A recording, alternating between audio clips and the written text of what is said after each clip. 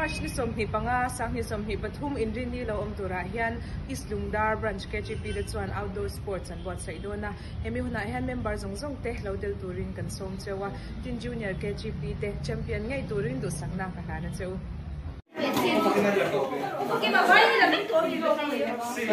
Kuda kukada.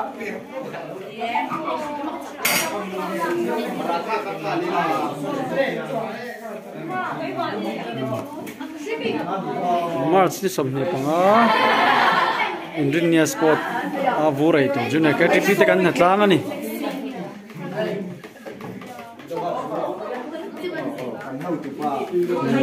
te na chok me kai khum tui turangai la hetlama ami palam zam zami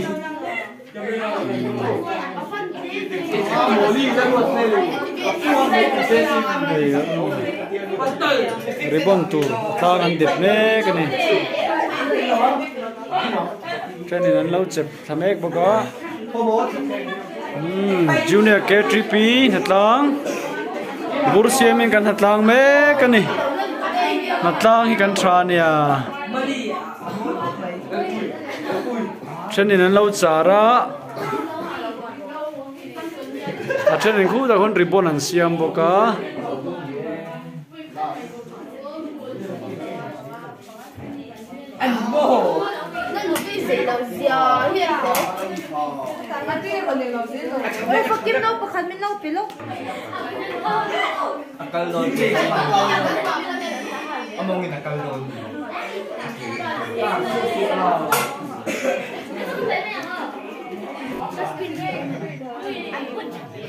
Treats bola kinom, treats bola kin.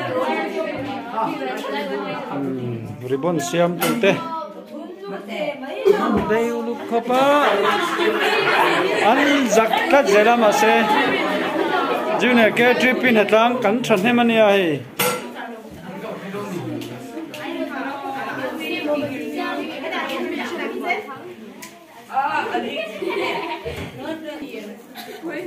Paul, Leh.Vur siam Paul. Kita miki langbal rin sana ni.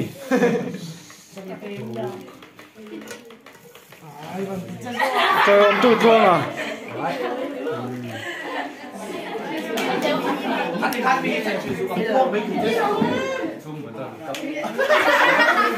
Tai mai lo in puan an tuma. Puan tur nei chun lau thong deu nyang. Ei, junior KTP siar tin lang uri. Chang ang me. So tama son mi palamin. Asani an lo siam boka.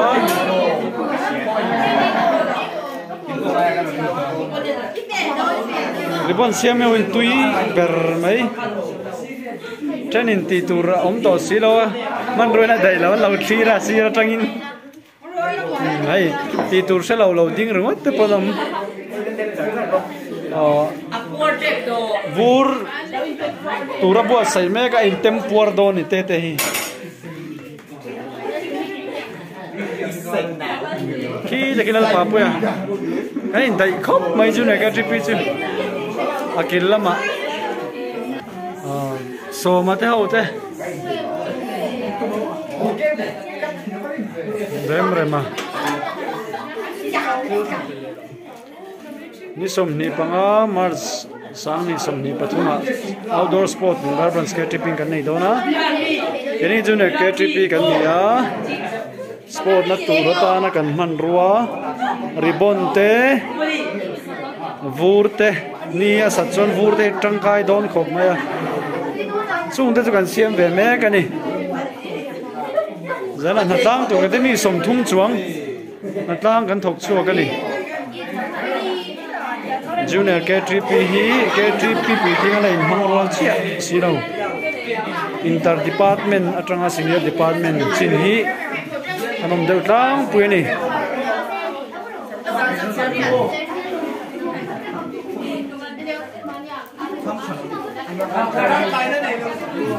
Leh.Vur thur tur sem don he alo me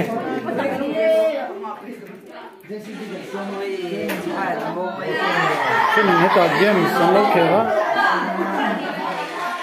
thế là thua tụ rắn bồi puya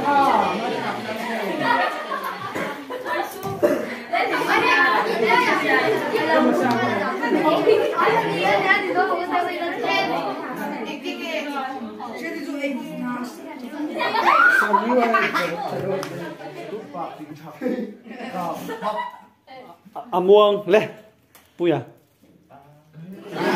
cái sấy nó đó này sakit tapi cakap hap sudah ini sakit betul cakap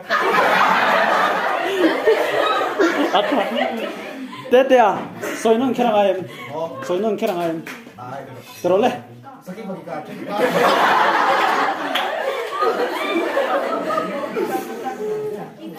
chuan rồi mấy chia ý bồi bùi hàn soi chín tệ xe